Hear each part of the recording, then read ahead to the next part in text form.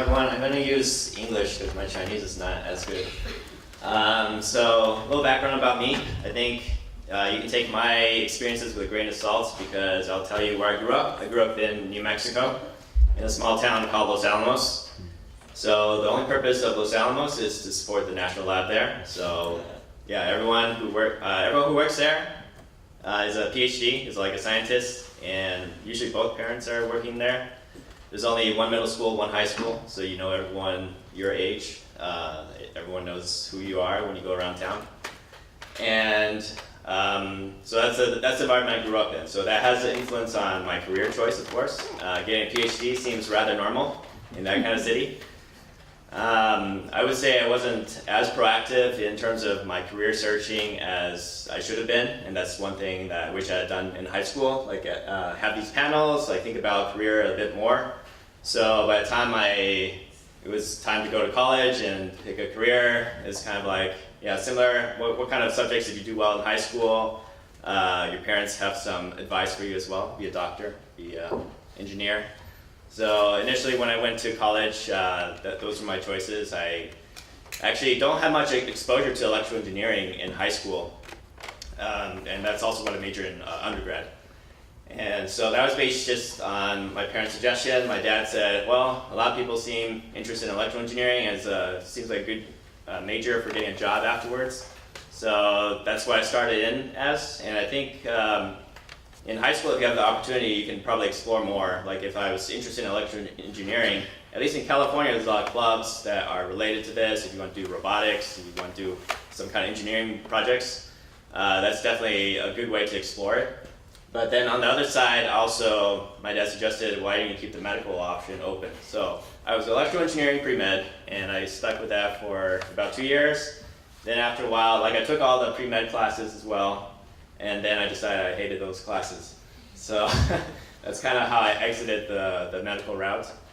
And then for the electrical engineering, every summer after high school, I always did an internship at the National Lab in Los Alamos. So that's a nice bonus, is that you can live at home, you don't have to pay rent, and you can get some good experience at the National Lab. So that also leads very well into graduate school, because you do a lot of research, you have a lot of experience, it looks good on your application, so you go to graduate school. I still continue with electrical engineering, so after I took a lot of classes in undergrad, I decided I enjoyed it and wanted to continue. My research did shape which specialization I went into, so I went into more optics and research focus. Career-wise, may be a mistake if it's harder to find a job the more theoretical you get. But I found it interesting, and one advice that I got from a postdoc was that a lot of times these experiences and the things that you learn don't necessarily have to be towards a job. Like there's value in just learning and experiencing. Even doing a PhD, if you don't need a PhD for your job, at least still going through that process it's an experience and it's an accomplishment as well. It's not an easy task, and you can feel happy with doing that, even if the major you go into afterwards, or the career you go afterwards, doesn't actually require a PhD.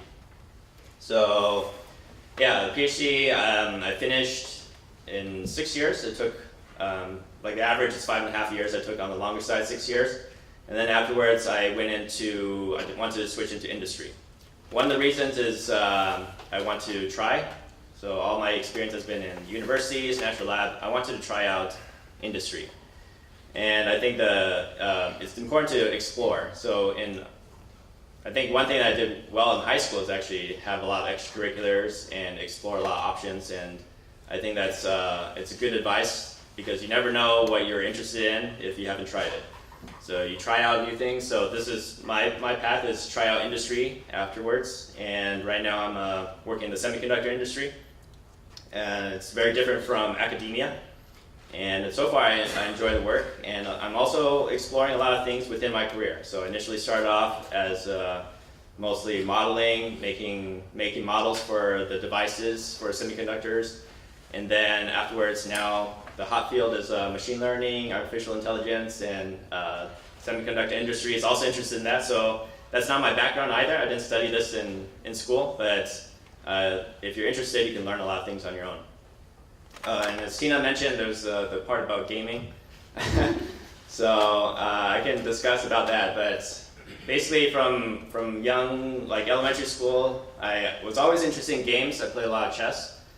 And my parents took me all over the country playing in tournaments, so I was quite competitive in games. And then afterwards got into some computer games as well. But I think the point to emphasize is that you can do what you're interested in, but just find balance in your schedule. Yeah, thank you. Amen. Find balance, okay, kids, find balance in your schedule, okay. Next one.